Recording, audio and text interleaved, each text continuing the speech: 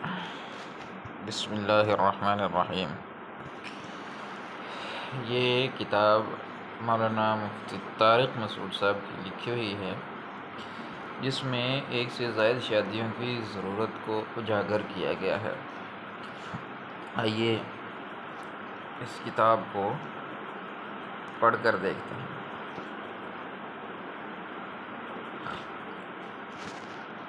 فہرست مضامین میں کچھ تقریضات ہیں، مقدمہ ہے اور اس کے بعد پہلا حصہ ہے۔ ہم پہلے حصے سے شروع کرتے ہیں کہ پہلے حصے میں زوجہ کے حقوق واجبہ کی تفصیل اور جلد نکاح کی ترغیب کے بارے میں حضرت نے لکھا ہے۔ زوجہ کے حقوق واجبہ کیا ہیں؟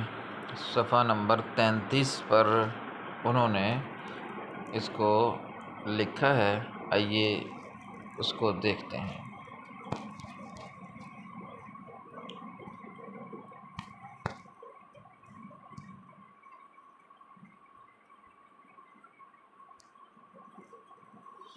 پہلا حصہ، زوجہ کے حقوق واجبہ کی تفصیل اور جلد نکاح کی ترغیب۔ قال اللہ تعالی اعوذ باللہ من الشیطان الرجیم بسم اللہ الرحمن الرحیم۔ قال اللہ تعالی فانکحوا ما طاب لکم من النساء مثنى وثلاث ورباع وإن خفتم ألا تعدلوا فواحدة أو ما ملكت أيمانكم ذلك أدنى ألا تعولوا۔ سورة النساء۔ ترجمہ: بس نکاح کرو تم ان عورتوں سے جو تمہیں اچھی لگیں، پسند آئیں، کسی بھی مصلحت سے مناسب لگیں، دو دو سے، تین تین سے، چار چار سے،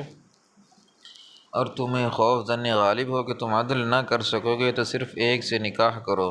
یا اگر دیکھو کہ ایک کے حقوق بھی ادا نہ ہو سکیں گے تو ان باندیوں پر اکتفا کرو جن کے تم مالک ہو۔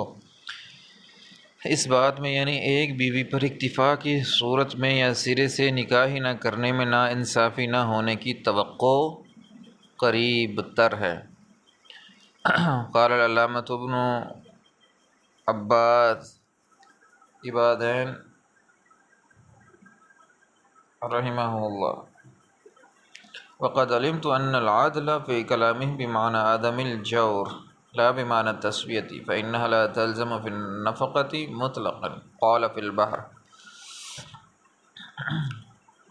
في البدائع يجب عليه التسوية بين الحرتين والأمتين في المأكول والمشروب والملبوس والسكن والبيتوتة، وهكذا ذكر الوالجي. والحق أنه على قول من اعتبر حال الرجل وحده في النفقة، وأما على قول المفتى به من اعتبار حالهما فلا، فإن أحدهما قد تكون غنية والأخرى فقيرة فلا يلزم التسوية بينهما مطلقا في النفقة۔ یہ عبارات تھیں تسویہ کے بارے میں۔ ایک سے زائد بیویاں ہوں تو ان کے اندر کیسے برابری کی جائے۔ آگے لکھتے ہیں زوجہ کے حقوق واجبہ۔ قرآن مجید کی مذکورہ آیت سے معلوم ہوا کہ ایک بیوی یا ایک سے زیادہ بیویاں اس شخص کے لیے رکھنا حرام ہے جسے اپنے بارے میں غالب گمان ہو کہ ان کے ساتھ عدل کا معاملہ نہیں کر سکے گا۔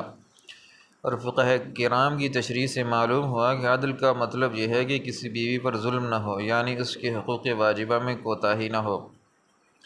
بس بیوی ایک ہو یا ایک سے زیادہ، اس کے حقوق واجبہ کی ادائیگی ضروری ہے، یعنی اس کے ساتھ ظلم سے بچتے ہوئے عدل والا معاملہ ضروری ہے۔ زیادہ بیویاں ہونے کی صورت میں بعض چیزیں ایسی ہیں کہ ان میں بیویوں کے درمیان برابری نہ کرنا بھی شرعاً ظلم کے مترادف ہے۔ لہذا جس شخص کو غالب گمان ہو کہ ان معاملات میں بیویوں کے درمیان برابری والا معاملہ نہیں رکھ سکے گا، اس کے لیے زیادہ بیویاں رکھنا حرام ہے۔ ایک بیوی کے حقوق واجبہ کو ہمارے عرف میں نان و نفقہ سے تعبیر کیا جاتا ہے۔ ان حقوق کا ذکر ایک سے زیادہ بیویوں کے حقوق کے ذیل میں ضمناً آ رہا ہے، اس لیے اسے مستقل عنوان کے تحت ذکر کرنے کی ضرورت نہیں ہے۔ اس تفصیل کے بعد یہ سمجھیں کہ متعدد بیویاں رکھنے کی صورت میں تین چیزوں میں برابری ضروری ہے، جن میں دو چیزیں تو ایسی ہیں کہ ان میں مکمل برابری بہرحال واجب ہے۔ وہ تین چیزیں ہیں: نمبر 1، صلاۃ زائدہ، اضافی تحفے تحائف، یعنی ضروری نان نفقے سے ہٹ کر وہ اضافی جیب خرچ یا اضافی کپڑے یا وہ اضافی تحفے تحائف جو شوہر عید، شادی یا کسی خوشی وغیرہ کے موقع پر یا ویسے ہی بغیر کسی موقع کے اپنی بیوی کو دیتا ہے۔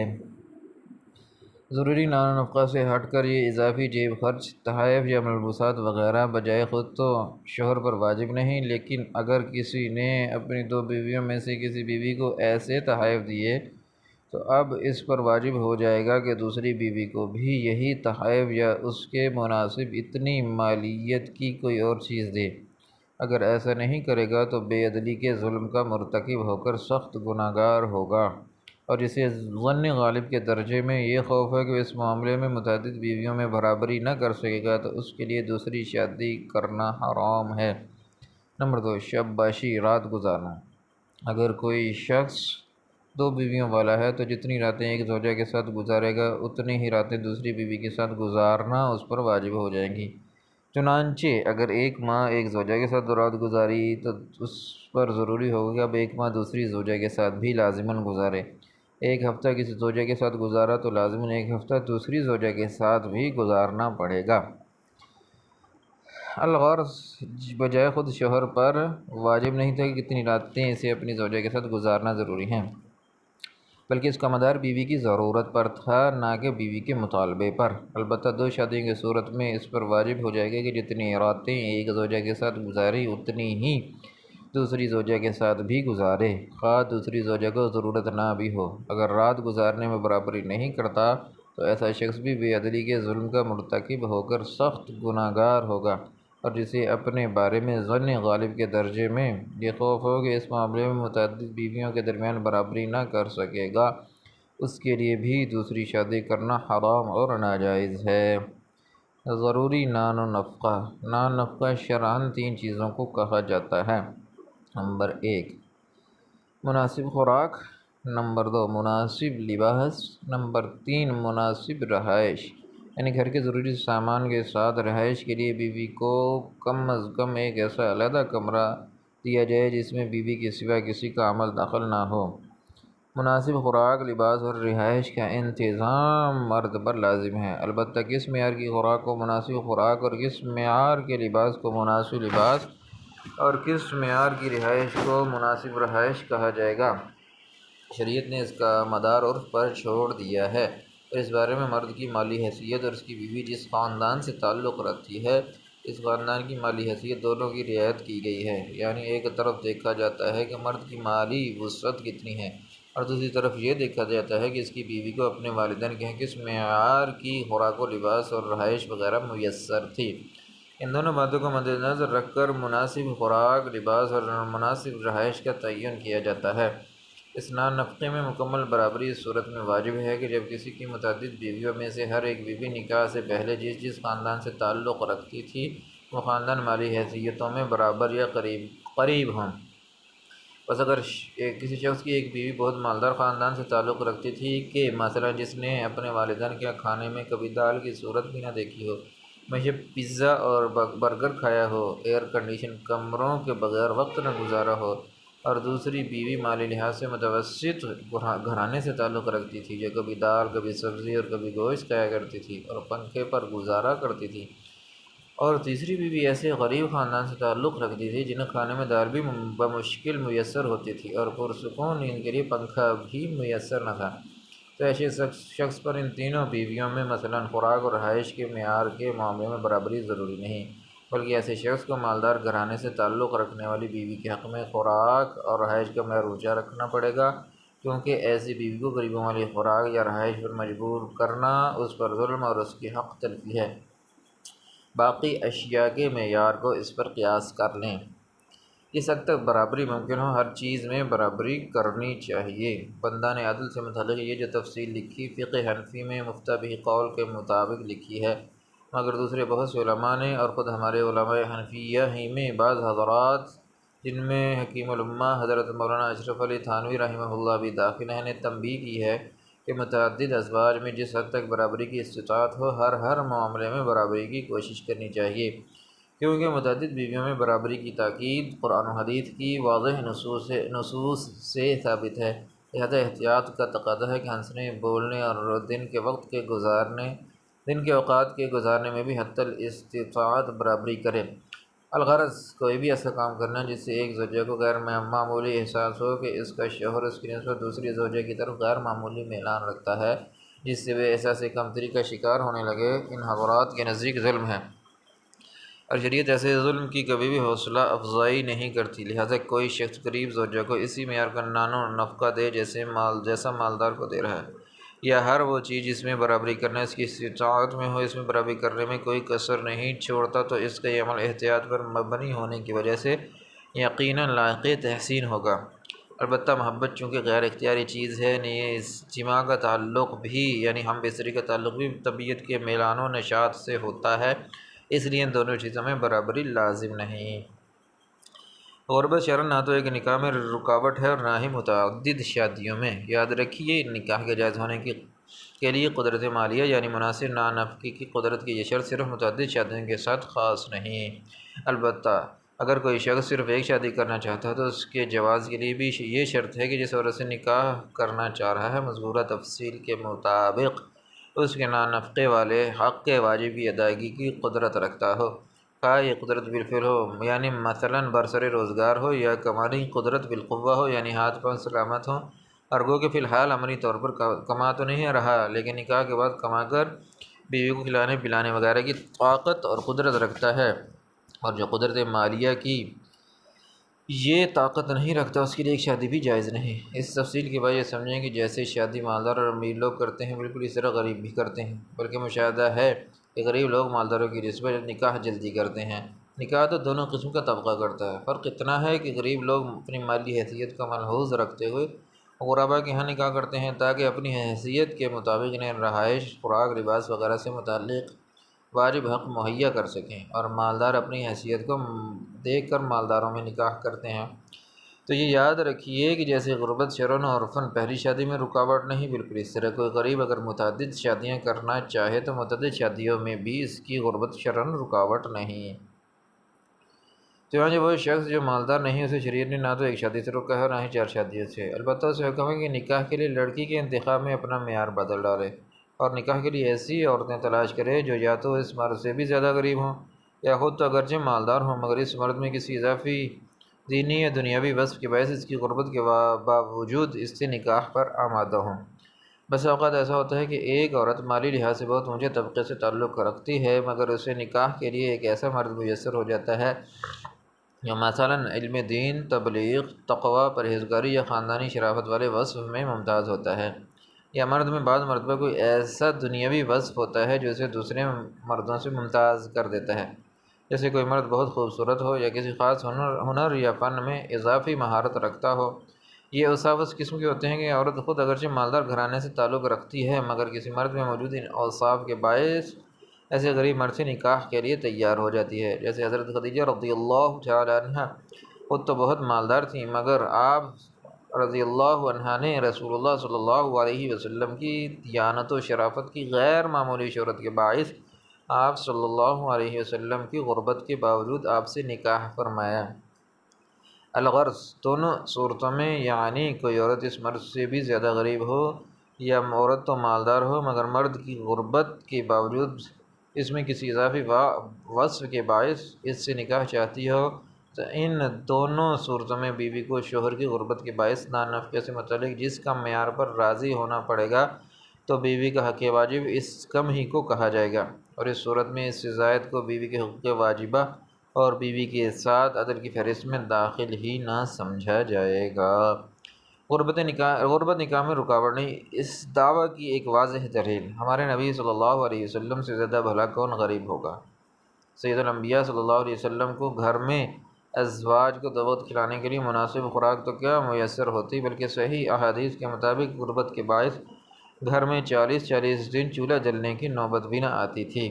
چنانچہ اس غیر معمولی غربت اور فقر و فاقہ کے باعث امہات المومنین رضی اللہ عنہن کو جب ایک مرتبہ شکایت ہوئی اور آپ صلی اللہ علیہ وسلم سے مال غنیمت سے کچھ حصہ طلب فرمایا تو اللہ تعالیٰ کے نبی صلی اللہ علیہ وسلم نے اپنی ازواج سے فرمایا کہ اگر تم اس فقر و فاقہ میں میرے ساتھ گزارا کرنے پر راضی نہیں تو آؤ، میں تمہیں کچھ سامان وغیرہ دے کر عمدہ طریقے سے رخصت کر دوں تاکہ تم پھر اپنی مرضی سے کسی ایسی جگہ نکاح کر سکو جہاں اس غربت کا شکار نہ ہونا پڑے۔ مگر اس کے بعد کیا ہوگا؟ کیا آپ صلی اللہ علیہ وسلم اپنی ازواج کو طلاق دے کر بقیہ زندگی بغیر نکاح کے گزار دیں گے؟ ہرگز نہیں۔ چنانچہ ایک دوسری آیت میں اللہ تعالیٰ نے امہات المومنین کو خطاب کرتے ہوئے فرمایا ہے عَسَىٰ رَبُّهُ إِن طَلَّقَكُنَّ أَن يُبْدِلَهُ أَزْوَاجًا خَيْرًا مِّنكُنَّ مُسْلِمَاتٍ، یعنی اگر آپ صلی اللہ علیہ وسلم تمہیں طلاق دے دیں تو اللہ تعالیٰ پھر آپ صلی اللہ علیہ وسلم کا نکاح ایسی عورتوں سے کروا دیں گے جو تم سے بہتر ہوں گی۔ ان دونوں آیات میں اس بات کی واضح تصریح ہے کہ غریب شخص کو ایک یا متعدد شادیوں کے لیے لڑکی کے انتخاب میں لڑکی کا معیار بدل دینا چاہیے اور غریب سے غریب لڑکی تلاش کرنی چاہیے یا ایسی لڑکی تلاش کرنی چاہیے جو اگرچہ غریب تو نہ ہو مگر مالدار ہونے کے باوجود کسی مصلحت کی خاطر اس غریب مرد کے ساتھ رہنے پر آمادہ ہو جائے۔ یہ ہرگز درست نہیں کہ غربت کے خوف سے یہ غریب نکاح ہی سے کنارہ کشی اختیار کرنے لگے۔ چنانچہ غربت کے خوف سے بجائے خود ایک یا متعدد شادیوں والے عمل ہی سے باز رہنا آپ صلی اللہ علیہ وسلم اور صحابہ کرام رضوان اللہ علیہم اجمعین کا طریقہ نہیں۔ غریب کو لڑکی کون دے گا؟ اس پر ہو سکتا ہے کہ کسی غریب کو اشکال ہو کہ آج امہات المؤمنین جیسے حوصلے والی عورتیں کہاں سے لائیں کہ جنہوں نے طلاق اس اختیار کے بعد بھی انتہائی فقر و فاقہ کے باوجود بخوشی رسول اللہ صلی اللہ علیہ وسلم ہی کی زوجیت میں رہنا پسند فرمایا۔ چنانچہ آج غریبوں کے اس قسم کی حوصلے والی لڑکیاں ملیں گی کہاں سے اور انہیں نکاح کے لیے اپنی بچیاں دے گا کون؟ جو لوگ ایسے اشکالات کر کے ایک یا متعدد شادیوں سے اجتناب کرتے ہیں اور اس وقت بندہ کی اس تحریر کا مطالعہ فرما رہے ہیں تو ان کی خدمت میں عرض کروں گا کہ یہ بات واقعی درست ہے کہ صحابیات جیسے توکل اور حوصلے والی خواتین ناپید ہیں، مگر آپ سے میرا سوال یہ ہے کہ کیا آپ غریب بھی واقعی پیغمبر صلی اللہ علیہ وسلم کی طرح ہیں؟ کیا آپ کے گھر بھی 40 دن چولہا نہیں جلتا؟ کیا پیغمبر صلی اللہ علیہ وسلم کی طرح آپ بھی لباس کے لیے ایک پیوند زدہ چادر اور کھجور کی ایک چھال جیسے بستر پر گزارا کر رہے ہیں؟ الغرض آپ کو شریعت معاذ اللہ امہات المومنین جیسا توکل و حوصلے والی خواتین کی تلاش کا مکلف نہیں بنا رہی، بلکہ شریعت کا آپ سے مطالبہ ہے کہ آپ خود جس قسم کے غریب ہیں ایک یا متعدد نکاح بھی اسی قسم کے غریبوں سے کریں، بلکہ خود سے بھی زیادہ قسم کی غریبوں سے کریں تاکہ نانفقی کی صورت میں واجب ہونے والا حق اپنی حیثیت کے مطابق بآسانی ادا ہو سکے۔ الغرض رشتے کے حصول میں لڑکی سے متعلق معیار کم پر راضی نہ ہونا اور معیار اونچا رکھتے ہوئے اپنی غربت کی بنیاد پر ایک یا متعدد نکاحوں سے اجتناب کرنا ہرگز پیغمبر صلی اللہ علیہ وسلم اور صحابہ رضی اللہ عنہم کا طریقہ نہیں۔ اس زمانے میں غربت ختم ہوتی جا رہی ہے اور حقیقت یہ ہے کہ اس زمانے میں غربت ختم ہوتی جا رہی ہے۔ رسول اللہ صلی اللہ علیہ وسلم نے فرمایا کہ آخری زمانے میں ایک شخص زکوٰۃ لیے پھرے گا مگر اسے زکوٰۃ کا مستحق نظر نہ آئے گا۔ نیز فرمایا کہ قیامت کی علامت میں سے ہے کہ ان تری حفاة عراة عالة یتکففون الناس یتطاولون فی البنیان، کہ وہ لوگ جو ننگے پاؤں ننگے بدن محتاج اور لوگوں کے سامنے ہاتھ پھیلا کر مانگا کرتے تو ایسے فقیر و مسکین بھی مالی وسعت کے باعث بلند و بالا گھر اور عمارتیں بنا کر ایک دوسرے پر فخر کرنے لگیں گے۔ آج دنیا کی محبت و ہوس کے باعث غربت کا معیار بدل گیا ہے اور وہ لوگ جن کا ناشتہ مکھن انڈوں کے بغیر نہیں ہوتا تو ایسے لوگ بھی خود کو غریب خیال کرتے ہیں۔ آپ تجربہ کر کے دیکھ لیں کسی ایسے شخص سے جو صبح شام پیٹ بھر کر کباب اور پراٹھے کھا رہا ہو، خریداری پر بے درے پیسہ بہا رہا ہو، اس سے اس کے حالات کے بارے میں پوچھیں تو فوراً پریشانی سے کہ بھائی خرچے ہی پورے نہیں ہوتے، ہر طرف غربت ہی غربت ہے۔ ایک ایسے صاحب سے میں نے پوچھا کہ آپ کے پاس جو اتنا سونا پڑا ہوا ہے آپ اس کی زکوٰۃ دیتے ہیں؟ تو فوراً برجستہ بولا کہ کس کو دوں؟ تلاش و جستجو کے باوجود کوئی غریب ملتا ہی نہیں جس کو بھی دو بعد میں پتہ چلتا ہے کہ فراڈی تھا۔ تو دیکھیے اگر میں تھوڑی دیر قبل ان سے پوچھتا کہ کیسے حالات ہیں تو فوراً برجستہ بولتے کہ غربت سے مرا جا رہا ہوں، چاروں طرف غربت ہی غربت ہے۔ اور جب زکوٰۃ کا پوچھا تو بلا امتیاز اور لاشعوری طور پر زبان سے سچ نکل گیا کہ غریب تلاش کرنا بہت مشکل ہے۔ یہ حقیقت ہے کہ حکومت کی غلط پالیسیوں اور رقوم کے ساتھ خیر خواہانہ جذبوں کے باعث روز بروز مہنگائی میں اضافہ ہو رہا ہے، مگر اس سے بڑھ کر یہ بھی ایک حقیقت ہے کہ اس مہنگائی سے لوگوں کی قوت خرید پر کوئی فرق نہیں پڑ رہا ہے۔ چنانچہ گوشت کتنا ہی مہنگا ہو جائے، شادیوں میں پرتکلف دعوتیں اور بسیار خوری اسی طرح نہ صرف چل رہی ہے جیسے پہلے چلتی تھی، بلکہ اس میں روز بروز اضافہ ہو رہا ہے۔ آپ دیکھ رہے ہیں عمومی طور پر قوم میں جتنے امراض پھیلے ہوئے ہیں، ان میں سے اکثر بیماریاں وہ ہیں جو زیادہ کھانے کے باعث پیدا ہوتی ہیں۔ ہسپتالوں میں شاید ہی کوئی مریض آپ کو ایسا ملے جو بیچارہ خوراک کی کمی کے باعث بیمار ہوا ہو۔ خریداری کا یہی حال ہے، لباس پوشاک پر بے تحاشا اور صرف فخر و نمود کی خاطر بے جا مال اڑایا جا رہا ہے۔ بیگمات کو ہر تقریب پر نیا جوڑا خرید کر دینا نان نفقے جیسے حقوق واجبہ بلکہ فرائض منصبیہ کی فہرست میں داخل سمجھا جانے لگا ہے۔ شاپنگ سینٹروں کی رونق قوم کے مالدار ہونے کی واضح دلیل ہے۔ ایک مرتبہ کسی دوست کے ساتھ کسی ضروری کام سے کراچی کی مشہور مارکیٹ حیدری کی طرف جانا ہوا۔ عید کی رات تھی، خریداری کا عجیب منظر تھا۔ طرح طرح کے ملبوسات دکانوں پر لٹکے ہوئے تھے جن کی قیمتیں آسمانوں سے باتیں کر رہی تھیں۔ خریدار حضرات جو صرف ایک دن کی خاطر اپنی بیگمات کو لیے انہیں شاپنگ کراتے پھر رہے تھے، ان کا رش قابل دید تھا۔ میں نے اپنے ساتھی سے کہا، اس قوم کو دیکھو، یہ ہیں بیچارے غریب لوگ، ایسے حالات ہوتے ہیں غریبوں کے۔ یہ وہ قوم ہے کہ جب اس سے شادی کی بات کرو تو ایسے رونا شروع کرتے ہیں جیسے برسوں سے قحط پڑا ہوا ہو۔ اللہ کی قسم، اگر قوم کے پاس فالتو اور ضرورتوں سے کئی گنا زیادہ پیسہ نہ ہوتا تو سال میں متعدد بار پیش آنے والی خوشی کے ایسے مواقع پر بار بار ان کی تجوریوں کے منہ یوں نہ کھلتے۔ ہماری اس تحریر کا مطلب نہیں کہ غریب دنیا سے ختم ہو گئے ہیں، بتانا یہ مقصود ہے کہ جو لوگ صبح شام غربت کا ڈھنڈورا پیٹتے ہیں تو وہ صرف دنیا کی دوڑ اور ہوس میں ایسا کرتے ہیں اور اپنے سے زیادہ مالداروں کے لحاظ سے خود کو غریب سمجھ رہے ہوتے ہیں۔ چنانچہ قوم نے پیسے کی دوڑ میں آج غربت کا معیار ہی بدل دیا ہے۔ پہلے غریب اس کو کہا جاتا تھا جس بیچارے کے پاس سر چھپانے کو چھپر کی چھت بھی میسر نہ ہو، اور آج وہ شخص بھی خود کو غریب سمجھتا ہے جو ڈیفنس میں 1000 گز کا بنگلہ خریدنے کی وسعت نہ رکھنے کے باعث شدید احساس کمتری میں دبلا ہوا جا رہا ہو۔ اور یہ دوڑ اور ہوس ایسی شے ہے کہ اس بنا پر خود کو غریب سمجھنے والے مرض کا کوئی علاج نہیں، اور رسول اللہ صلی اللہ علیہ وسلم کی حدیث صحیح کے مطابق اس مرض کا علاج صرف